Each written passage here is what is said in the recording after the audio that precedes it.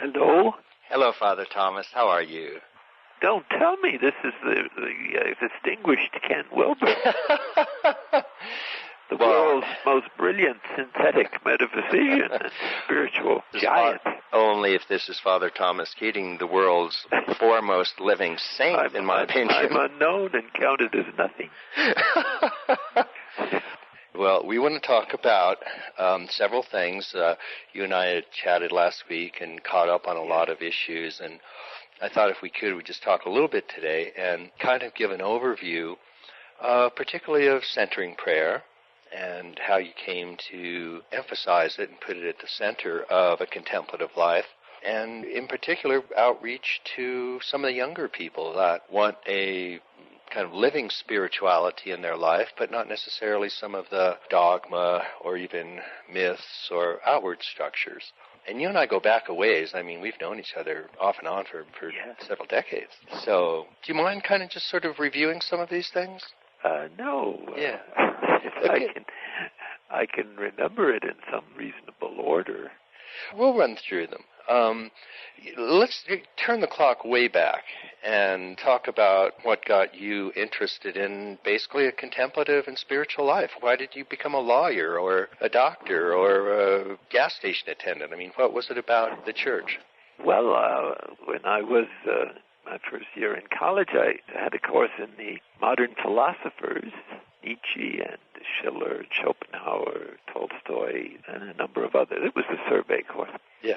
So I had been raised Catholic, but without very profound grounding in the historical or the theological background. Right. And so I was shaken up quite a bit by those writings, and I felt that I really had to resolve this by studying. And so for the first time I read them, and I was especially influenced by the book by Tolstoy on Sermon on the Mount. Yes, book.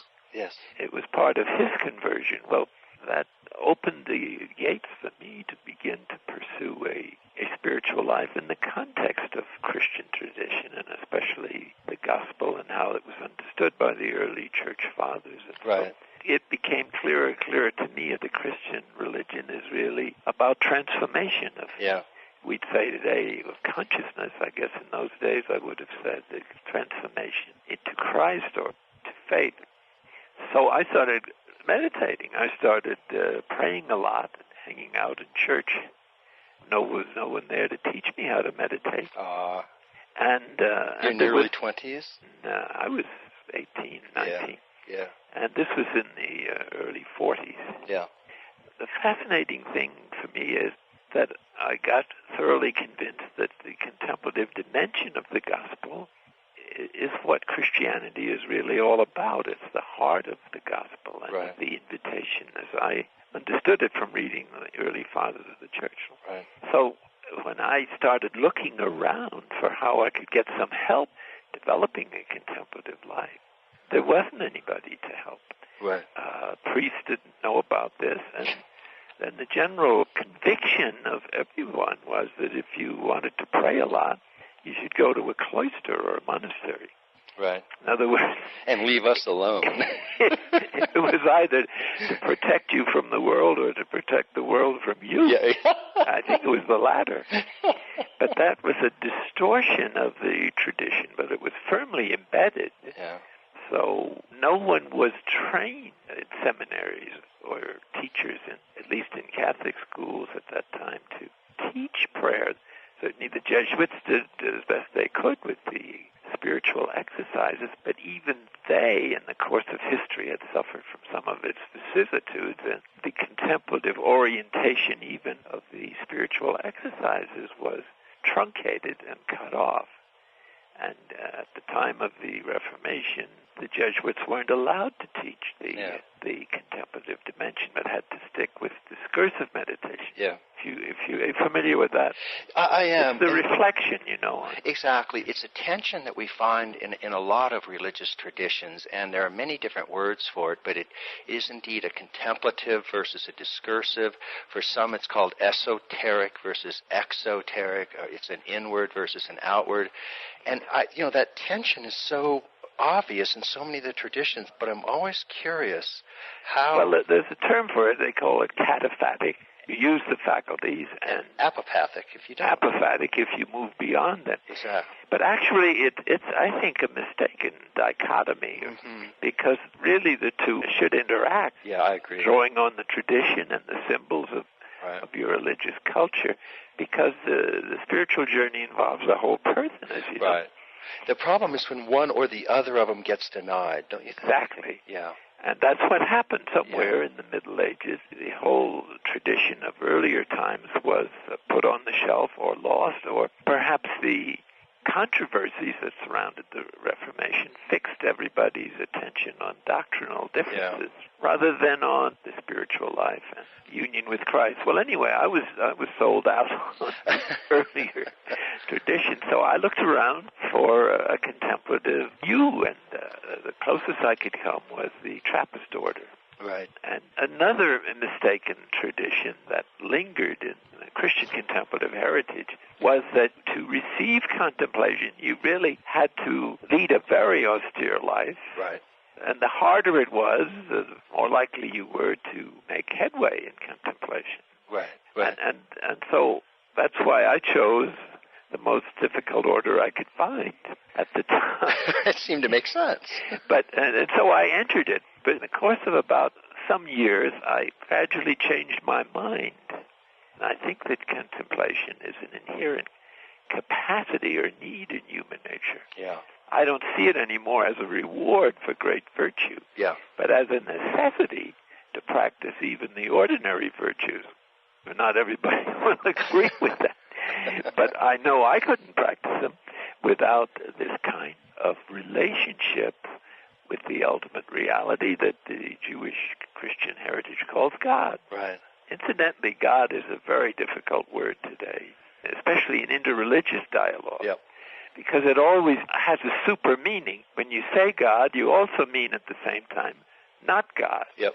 Meaning not the God of your ideas or the God that you may have been raised in and which you have all kinds of sometimes negative attitudes, but rather the God who is isness and vastly transcends any concept that we can have of him. Do you have any more luck with Godhead? Godhead is an important aspect of the Christian mystical tradition.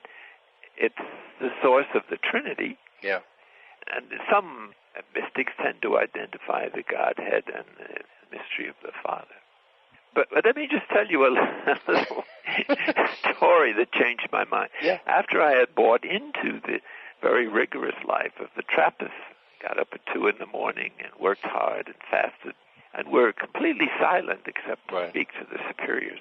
Well, after about 6 years of this, the monastery burnt down.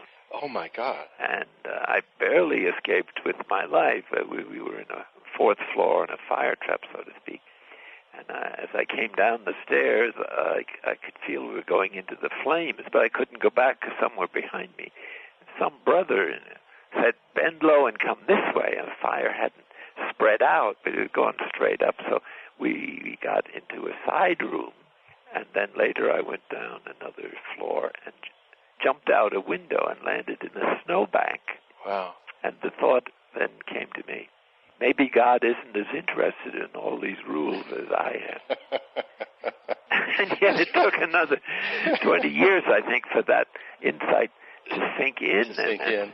This is not to deny the value of asceticism, but it's kind of it needs to be an enlightened kind of asceticism, or what the Buddhists call a skillful means, and not just a kind of traditional set of exercises. Right. And the idea that somehow that sort of contemplative faculty is the result of a harsh, almost self-punishing austerity is probably not the best way to look at it, huh? No, I think that naturally that turns a lot of people off. Yeah. Whereas what needs to be changed, it seems to me, is the attitude towards contemplation as something inherent to human nature. Right. All you need is to have a human soul, and most people have one. At least unless you're an atheist, and that's a hypothesis that has not been proved yet, as far as I can see. So after you escaped, you said it took 20 years for that to sink in. Did that mean that you stayed doing those practices? Well, after this, I started getting various duties in the monastery, including abbot, which I was for 20 years. Right during the time after the Second Vatican Council, which ended in 1965, where all religious orders were asked to renew or review their rules in the light of the inspiration of the founders and the gospel. So there were an enormous number of changes there, and that was extremely preoccupying. And it was the first time our order got into a profound dialogue, which they really didn't know how to do. Was that also exciting, though, even though it was unaccustomed? Wasn't a little bit of a breath of fresh air? Yes, it was, but it also polarized many communities, because some, had committed themselves lock, stock, and barrel to this difficult life, and that was who they were. That was their identity. Others, they couldn't go ahead fast enough in trying new experiments. So it was pretty tough for some of us to get through that stressful situation. In any case, after that subsided, we began to get acquainted with the Eastern religions, and the number of teachers, especially from the Southeast tradition, came to teach at the Insight Meditation, which is only about a half hour away from Spencer, Massachusetts, where we were. And they used to come down and check us out. And so I got to meet a number of these teachers, and we invited them to speak to us. And so we began to see the role of the method in these other traditions. In the Christian heritage, there's a great deal of wonderful writing and literature on the beginning of the spiritual journey and the difficulties and the bad shape that we're in as a result of the human condition. A lot of wonderful things about the higher stages of the mystical life. But how you get from one to the other is not so clear. And monastic life, I guess, was invented to try to fill that gap. But the problem is that a lifestyle doesn't quite translate the journey to the individual needs of someone. So you need a personal, I think, contemplative practice to be able to translate the environment or the useful ascetical practice you're doing into what actually is transformation, into access the mystery that turns out to be closer than we are to ourselves. So we can sort of take stock here. The Vatican II has come out, and there's both an intra-religious dialogue is starting, but also, remember that Dom L. Reed Graham was writing books called Zen Catholicism. Yes, he was one of the pioneers. And from that time on, more and more, it was encouraged by the Vatican. In fact, there was a dialogue instituted between monks and nuns of the West and of especially the Tibetan monks, but also of the other traditions as well. And so I got quite deeply involved in that. And, here's the way of putting it. It was like these great Eastern teachers were arriving in considerable numbers in America and saying to us in the West, here is our method of transformation. Where's yours? Or what is yours? And so young people who were going to India, by the thousands, in those days, looking for spirituality that they couldn't find in their own parishes or in their own Christian schools. And they expected that any teaching of contemplative prayer or transformation or just whatever way they articulated, enlightenment, I guess would be another word, had to have a method. So that's what prompted a few of us at Spencer to think about, could we put the Christian contemplative heritage into a kind of method that would be the easiest way to access it or to understand it for young people today, or the many people who were prepared to go to India to look for spirituality. Especially as having spent now, I guess it was about 30 years in the monastery, 35 maybe at that point. I knew what the treasures that were in that tradition, and so it was a kind of poignant for me to see people not even thinking of looking for their tradition in their own institutions that were available to them, even in a Christian monastery. One of my favorite books is Paul Tillich's A History of Christian Thought. Tillich, of course, is a great philosopher. Yes, he's great.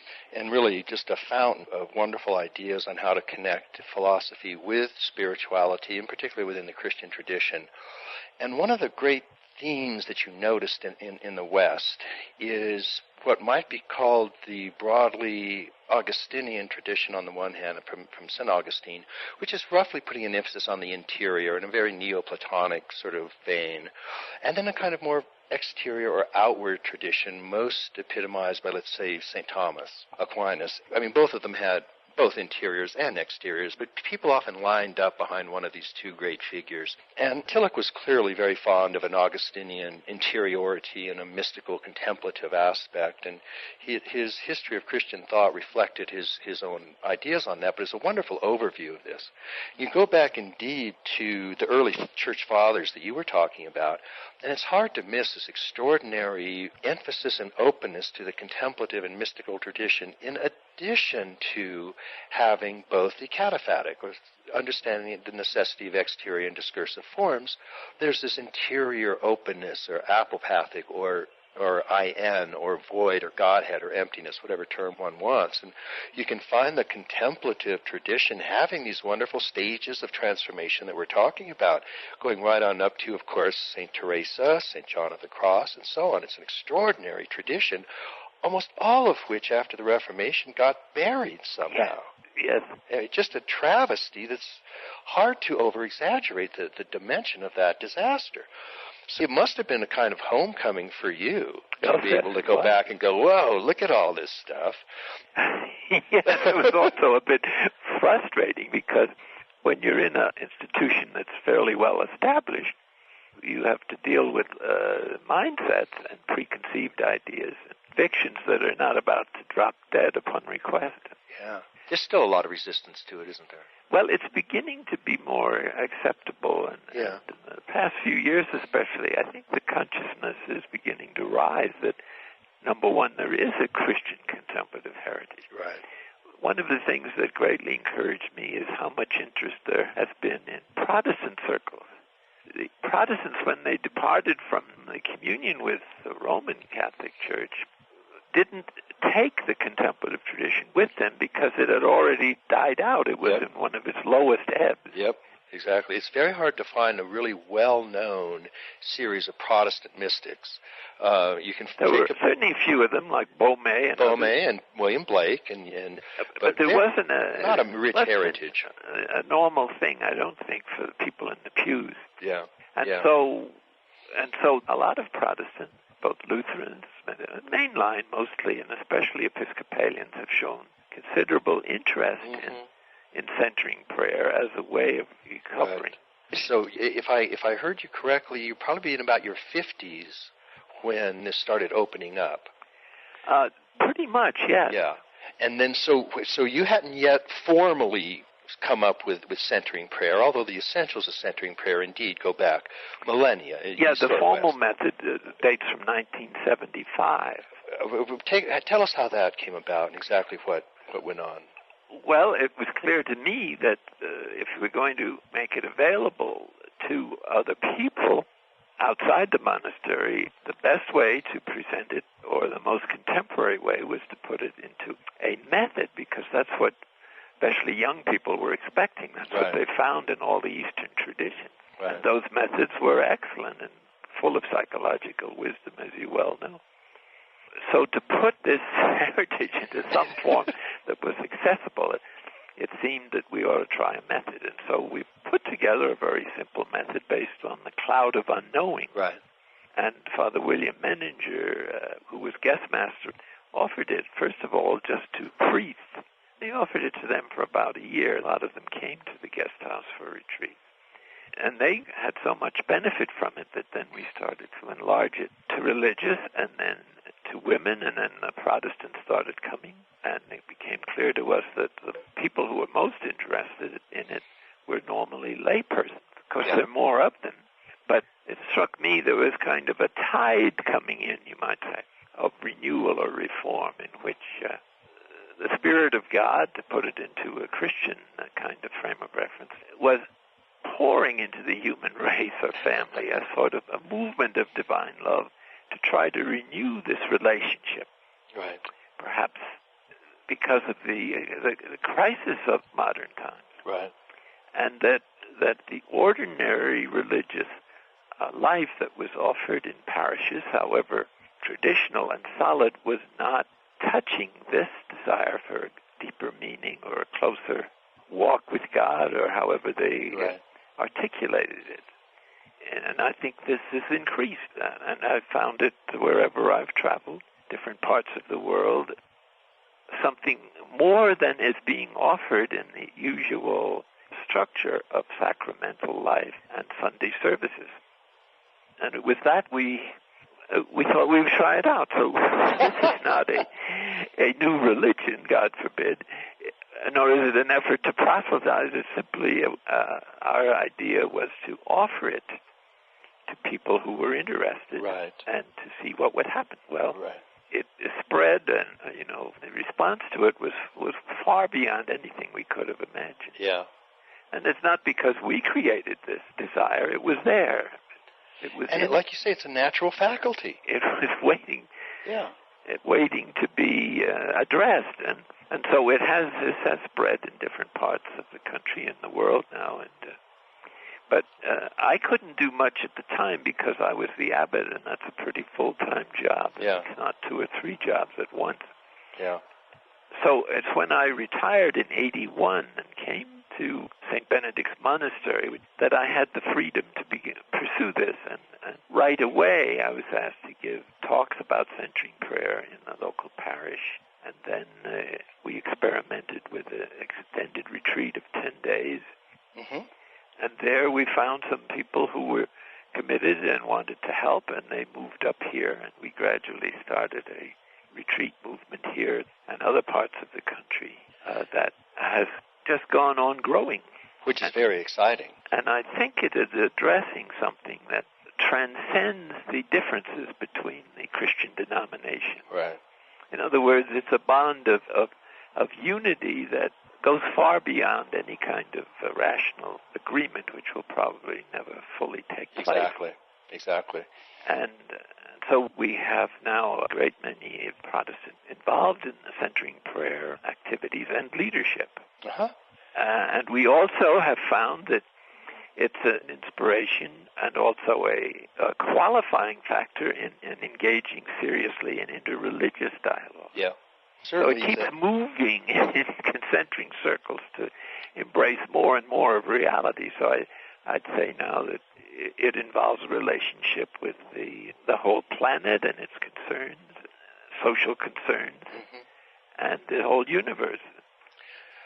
All of these things come together in the quiet contemplative heart more than in the discursive head, don't they? Absolutely. Yeah. They'll never come to the discursive head without it. But then we need both. Obviously, we need that unity felt in the heart, and then we need to express it through the different discursive symbol systems and different knowledge disciplines and so on. So again, it's sort of what we were saying earlier, that cataphatic and apophatic are both needed, both the transcendental openness or emptiness and the manifest discursiveness. Both have to go together. Yes, you need the discursive element and also the symbols of a tradition in order to express your experience to yourself and to others. Otherwise, it can get locked up. Yeah. And it can't be expressed as it actually is, but you have to say something. That's everybody's interested. But you have to remember that whatever you say is not, is nothing like what the reality is. Right. I laugh at that phrase because one of my Zen teachers and one of my very favorite people was Katagiri Roshi, and he wrote 2 books, and the first book was called Return to Silence, and it also meant Return to Emptiness, and was about finding the basic ground, the emptiness, shunyata. And that's the great Zen breakthrough, the great Satori, finding this oneness that's simultaneously the ground of all being and is a vast emptiness because it's unqualifiable. It's a simple isness or suchness of each moment. And that's the quiet heart in that sense. But the second book was called You Have to Say Something. That was the title of the book. Yeah. Well, that's pretty much my opinion, too. I had a couple of workshops together with Katagiri. He is a wonderful one. He was really wonderful. Yeah. I'm so sorry he had they lost him there in Minnesota so soon. A great tragedy. Yeah, it's very, very Roshi. sad. Yeah. The Roshi I knew best was the Sasaki Roshi. And he came to Spencer on his own initiative to see what Trappists do, because he was perplexed as to how much regulations and rules to impose on his students. So he found out. And we liked him so much that we invited him to come back, and he came while I was abbot there twice a year for 10 years. Yeah. Gave a brief session. Yeah.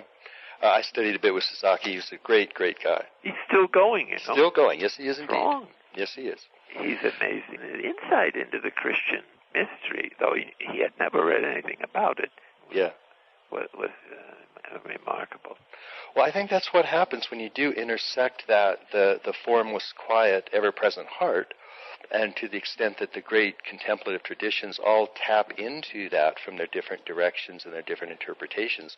When somebody does it really well in one tradition, it's always remarkable to see how sometimes easily they can inhabit the symbols of other religions and other traditions, because they're coming from that same heart, in a sense, that animates them. And they show a remarkable familiarity with other traditions without necessarily have studied them that much. It can be very interesting that way.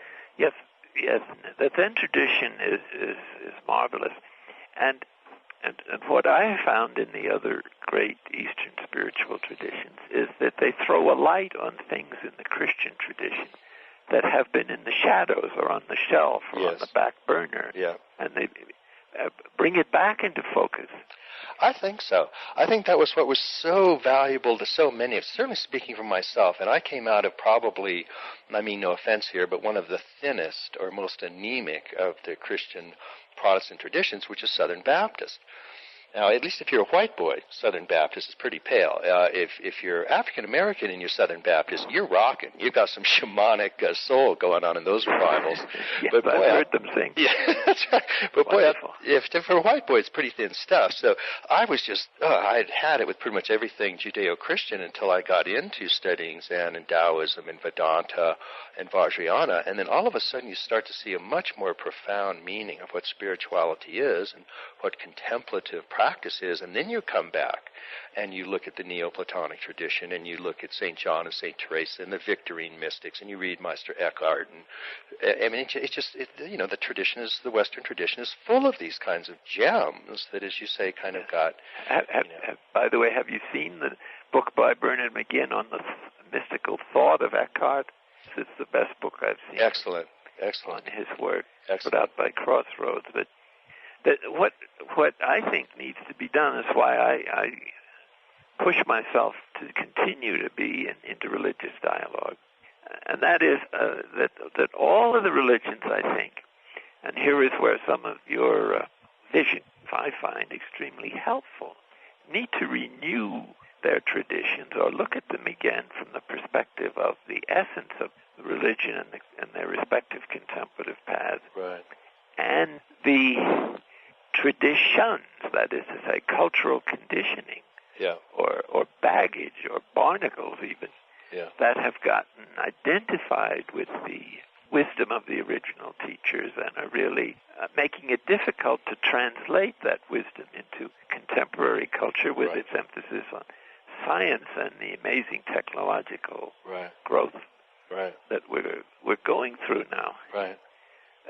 A lot of young people, I suppose you notice it more than I, don't, at least in the Christian tradition, don't really have any idea of what it is anymore. Exactly. They've lost the symbols. They don't know what particular doctrines they should accept or have to accept to be a Christian. Right. And so there's an enormous confusion in their minds. I guess it's a kind of postmodern mentality where they really want to have a rooting, but they don't know where to find it, what it should be. I think that's exactly right, and it's sort of one of the things that we're certainly trying to do is to look at the great traditions, and East or West, but certainly, I mean, if you actually go over to Japan, for example, where Zen is, most Japanese teenagers know less about Zen than American teenagers know about Christianity. I mean, the only reason we know about Zen is we're over here looking at the handful of Zen practitioners, and we think they're pretty amazing. Yeah. Most of the other cultures don't know about them either. So, everybody's in kind of this difficult position of trying to look at the great traditions and do just what you're saying, shake off that excess dross, the stuff that isn't essential, and then look at what they have to offer. And the way we do that using the quadrants, for example, is the upper right quadrant is stuff like the exterior of the physical organism, and it includes the brain structure and serotonin and dopamine and neurotransmitters. There's no way that Gautama Buddha or Lao Tzu or St. John of the Cross could have known about that kind of stuff, and no reason to know about that kind of stuff. That's a recent discovery of modern science. The same with systems theory in the lower right, and in the lower left, this whole notion of cultural influence and interpretation and relativity and so on, all of which is partially true. But in the upper left quadrant, the interior of consciousness, of the phenomenology of consciousness, what the great contemplatives did is give us an exquisite phenomenology of interior consciousness that goes from the individual self right to its ground, right to its identity with the Supreme Spirit.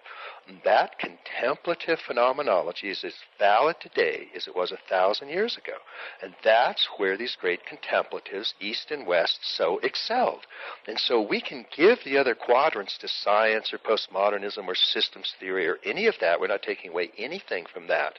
But then they have to give us the interiors. And they have to say, look, you have a methodology that shows us something about consciousness that we didn't know. And that's what centering prayer does. That's what Zazen does. That's what Vipassana does. And that's the great and precious essence, I think, of these contemplative traditions. That's what we want to try to bring back and let, not just the kids know about, but our own traditions know about. Because that's the very, very important treasure that we've got here. Absolutely. It also works the other way. Well, that is, the religions have to recognize what at least the early fathers of the church used to say, that there are really two books of revelation for the Judeo-Christian religion. Yeah. One is the Bible and the other is nature. Yeah. So whatever truths are really verifiable in science is its manifestation of the ultimate reality. Yes, exactly. Just as much as religion is. Yeah. But from a limited and its particular perspective. So truth is one, in a sense. Yeah. Couldn't agree more. And, any of the great contemplative pioneers, whether in the Neoplatonic tradition or Clement or Eckhart even for that matter, Plotinus, they would agree completely with what we're saying. They knew that that you had to leave unto the eye of flesh and the eye of mind that which could be discovered using those faculties, and then the eye of spirit or the eye of contemplation had its own truths. And none of them wanted one of the eyes to see for the others. I mean, that was never meant to happen.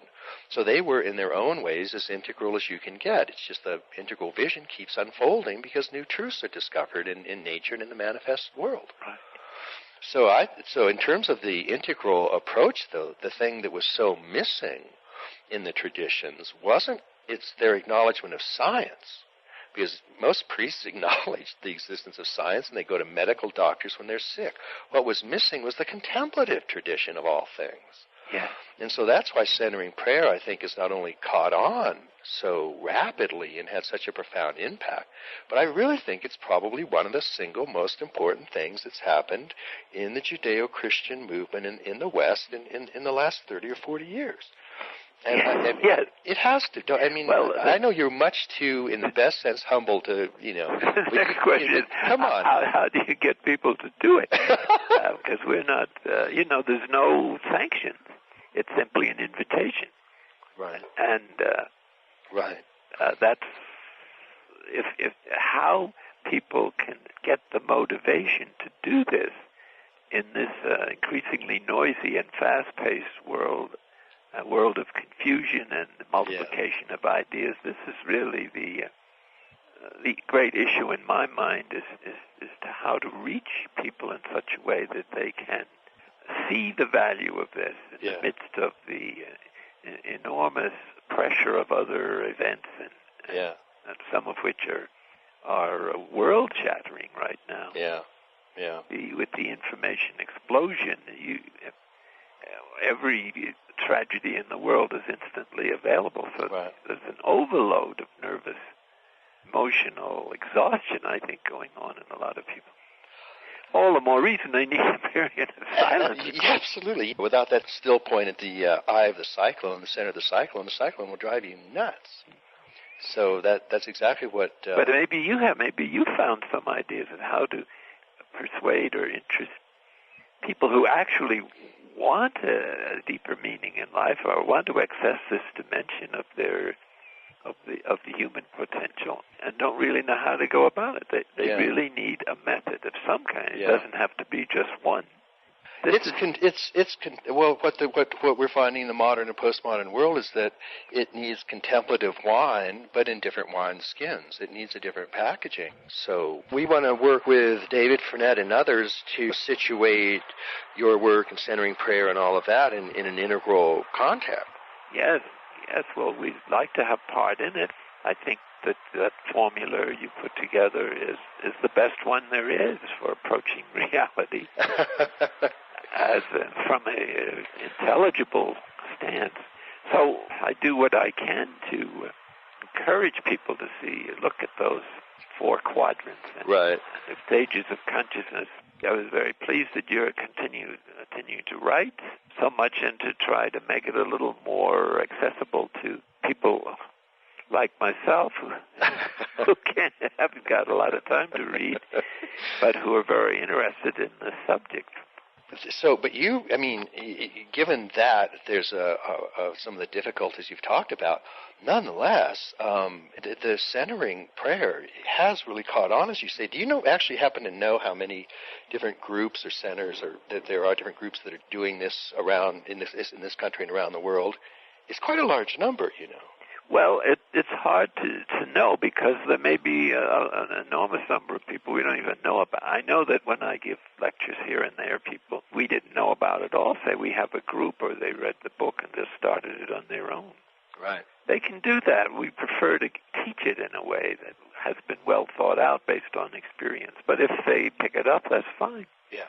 It's out of our control at this point because it's gotten well known, and people might attend a workshop and just do it.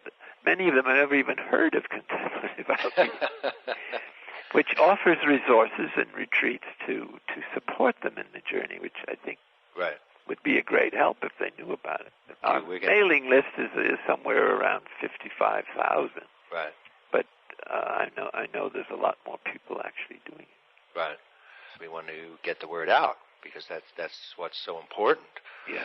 How does it, 80 years old, you get very, very contemplative just with age, too, don't you? Well, nothing is certain in this world as far as I can see, but you do, if you start young, I think you'll improve with age. But also, if you start old, at least the God that we understand is not concerned about time, and he can give you in a short time, in response to one's goodwill, all the things you might have done over a long time. Right. Purity of intent can collapse time, can't it? Yes. Yeah. Or the intensity of love, I guess, is another way of saying that. Sure. Good. Oh, well, this is terrific, and we want to just do what we can do to get the word out even more, and particularly to the younger crowd, because they're very, very hungry for this. Different groups or centers, or that there are different groups that are doing this around in this country and around the world. It's quite a large number, Well, it's hard to know because there may be an enormous number of people we don't even know about. I know that when I give lectures here and there, people we didn't know about at all say we have a group or they read the book and just started it on their own. Right. They can do that. We prefer to teach it in a way that has been well thought out based on experience. But if they pick it up, that's fine. Yeah. It's out of our control at this point because it's gotten well known, and people might attend a workshop and just do it. Many of them have never even heard of contemplative outreach, which offers resources and retreats to support them in the journey, which I think would be a great help if they knew about it. Our mailing list is somewhere around 55,000. Right. But I know there's a lot more people actually doing it. Right. We want to get the word out because that's what's so important. Yes. How does it? 80 years old. What you get very, very contemplative just with age too, don't you? Well, nothing is certain in this world as far as I can see. But you do. If you start young, I think you'll improve with age. But also, if you start old, at least the God that we understand is not concerned about time, and he can give you in a short time, in response to one's goodwill, all the things you might have done over a long time. Right. Purity of intent can collapse time, can't it? Yes. Yeah. Or the intensity of love, I guess, is another way of saying that. Sure. Good. Yeah, well, this is terrific, and we want to just do what we can do to get the word out even more, and particularly to the younger crowd, because they're very, very hungry for this.